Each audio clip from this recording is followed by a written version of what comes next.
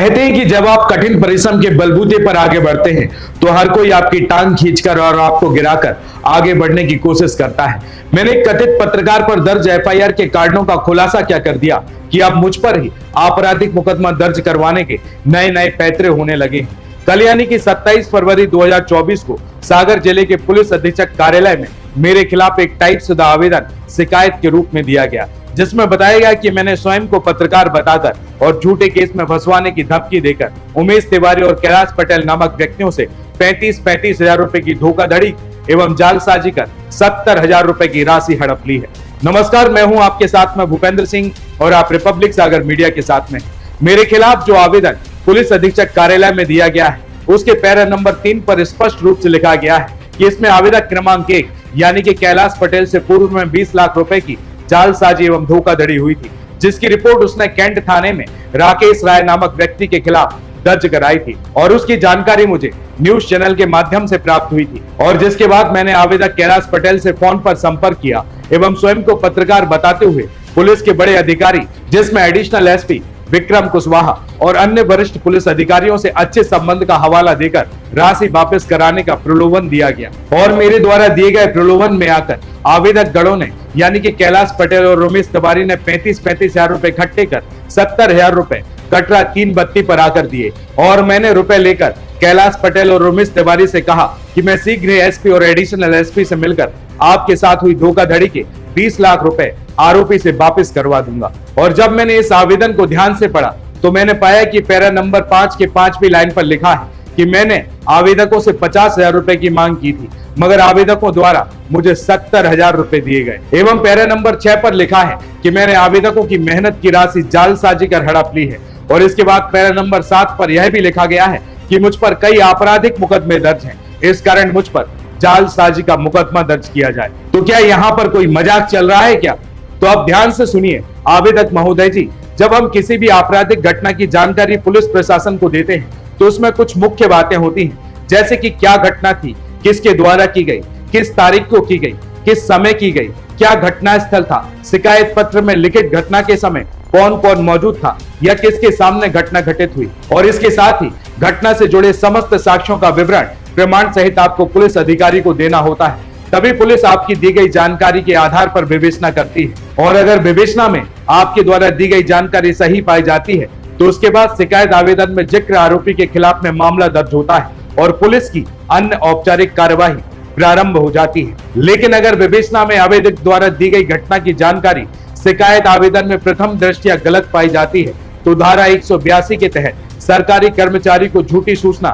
या जानकारी देने पर सजा का प्रावधान भी है। अगर प्रकरण की जांच में ऐसा साबित हो जाता है कि शिकायतकर्ता द्वारा झूठी शिकायत दी गई है तो धारा 182 के तहत उसके खिलाफ कार्रवाई होती है और इसमें 6 महीने की सजा और जुर्माने दोनों का प्रावधान है। कुछ समझे अभी तक या नहीं? लगता है कि आप अभी भी नहीं समझे आवेदक महोदय जी। आपने सोचा कि आपकी शिकायत के आवेदन पर मैं फर्जी पत्रकार गजेंद्र के सामने झुक जाऊंगा और अपने चैनल के माध्यम से चलाई गई खबर के लिए माफी मांगने लगूंगा, तो आप बहुत बड़ी गलत फहमी में हैं। अब आप थोड़ा ध्यान से और गंभीरता पूर्वक मेरे द्वारा कही जाने वाली बातों को ध्यान से सुनना। आपने जिसके कहने पर और जिस भी बुद्धिजीवी से शिकायत आवेदन तैयार कर पुलिस अधीक्षक कार्यालय में दिया है, कम से कम उससे यह तो पूछ लेते कि शिकायत पत्र में घटित आपराधिक घटना किस तारीख, किस समय और किस जगह की बताना है। अगर उसने घटना के समय की जानकारी नहीं दी तो आपने आवेदन में घटना दिनांक और समय का उल्लेख ही नहीं किया और ऐसे ही परिणाम है उन बुद्धिजीवी शिकायत आवेदन तैयार करने वालों को जिसने घटना दिनांक, समय और स्थान की जानकारी ही नहीं लिखी। लेकिन आपने मेरे विरुद्ध पुलिस अधीक्षक कार्यालय में शिकायत की है तो मुझे अपना पक्ष तो रखना ही पड़ेगा। लेकिन अगर मेरा पक्ष रखते समय मेरी वजह से आपकी भावनाओं और मान सम्मान को ठेस पहुंचता है तो उसके लिए मैं पहले से ही आपसे माफी मांग लेता हूं। कृपया मुझे माफ कर दीजिएगा। तो अब थोड़ा ध्यान से सुनिएगा। इस शिकायत आवेदन में आवेदक क्रमांक 1 कैलाश पटेल और आवेदक क्रमांक 2 उमेश तिवारी हैं, जो अपने आप को इस प्रकरण का फरियादी बताते हैं। तो मैं स्पष्ट करना चाहता हूं कि मैं इस आवेदन में क्रमांक 1 शिकायतकर्ता यानी कि कैलाश पटेल को नहीं पहचानता हूं और न ही मेरी फोन पर इससे किसी भी प्रकार की बातचीत हुई है। पुलिस अधिकारी चाहें तो सीडीआर रिपोर्ट निकालकर विवेचना कर सकते हैं। और रही बात आवेदक क्रमांक 2 यानी कि उमेश तिवारी की, तो मैं स्पष्ट रूप से बताना चाहता हूं कि मैं उमेश तिवारी के लिए व्यक्तिगत रूप से जानता हूं क्योंकि वह मेरे न्यूज वेब चैनल रिपब्लिक सागर मीडिया में गढ़ाकोटा क्षेत्र में संवाददाता के तौर पर वर्ष 2021 में कार्य कर चुका है। लेकिन जब मुझे यह जानकारी लगी कि हटा में एक पीड़ित महिला एवं कई अन्य लोगों से उमेश तिवारी ने मेरे नाम का उपयोग कर रिपब्लिक सागर मीडिया के नाम से अवैध वसूली की एवं उसी दौरान मुझे यह भी जानकारी हुई कि उमेश तिवारी गढ़ाकोटा और इसके आसपास के क्षेत्र में झूला चौक फर्जी डॉक्टर बनकर मरीजों का इलाज भी करता है, और जिस दौरान बसारी ग्राम की लक्ष्मी नामक महिला को इंजेक्शन उमेश तिवारी के द्वारा लगाया गया था, जिस कारण उक्त महिला बेहोश हो गई थी, जिसकी शिकायत उस महिला ने गढ़ाकोटा थाने में जाकर की थी। और इसकी जानकारी मुझे गढ़ाकोटा थाने के उस समय रहे उप निरीक्षक विवेक मिश्रा और थाना निरीक्षक अवधेश दुबे द्वारा मुझे घटना की जानकारी प्राप्त हुई थी। और ठीक उसी समय मैंने तत्काल उमेश तिवारी को वेब न्यूज चैनल रिपब्लिक सागर मीडिया से विदाउट एनी इंटीमेशन रिटन और वर्बली नोटिस टर्मिनेट कर दिया था। मैं इस रिपोर्ट के माध्यम से पुलिस अधीक्षक महोदय को यह भी अवगत कराना चाहता हूं कि कुछ समय पहले कथित पत्रकार गजन ठाकुर के विषय में कोतवाली थाने में दर्ज एफआईआर के विषय में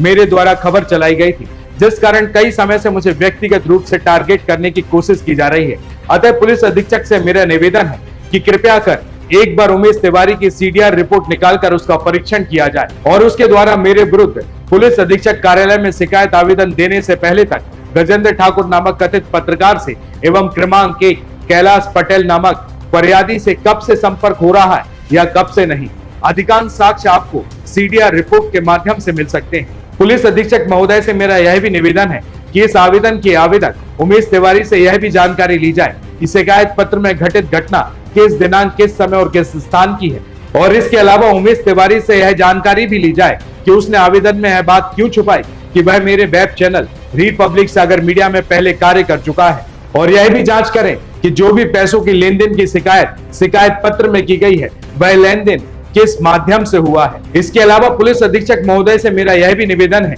कि मेरी ये रिपोर्ट प्रति परीक्षण के रूप में शिकायत आवेदन के साथ में संलग्न करके रखा जाए। और इसके साथ साथ पुलिस अधीक्षक से यह भी निवेदन है कि इस शिकायत आवेदन की विवेचना अवश्य करें और जो भी दोषी हो उस पर निष्पक्ष कार्रवाई करने की कृपा करें। वैसे ये शिकायत पत्र 27 फरवरी 2024 को सागर जिले के पुलिस अधीक्षक कार्यालय में मेरे विरुद्ध दिया गया था, लेकिन जैसे ही ये पत्र पुलिस अधीक्षक कार्यालय में दिया गया, ठीक उसके बाद यह पत्र सोशल मीडिया के माध्यम से व्हाट्सएप, फेसबुक और इंस्टाग्राम के माध्यम से वायरल किया जा रहा है और मेरी छवि और चैनल के नाम को धूमिल करने की कोशिश की जा रही है, जो कि मानहानि के दायरे में भी आती है। मैं पुलिस अधीक्षक महोदय से यह भी निवेदन करना चाहता हूं कि जो शिकायत आवेदन आपको फरियादी के माध्यम से प्राप्त हुआ है उसकी विवेचना करें। अगर शिकायत सही पाई जाती है तो मुझ पर कार्रवाई करें, अगर शिकायत गलत पाई जाती है तो धारा 182 के तहत में फरियादियों के ऊपर कार्रवाई करें। और इसके अलावा मेरे नाम और चैनल के नाम को सोशल मीडिया के माध्यम से जितना भी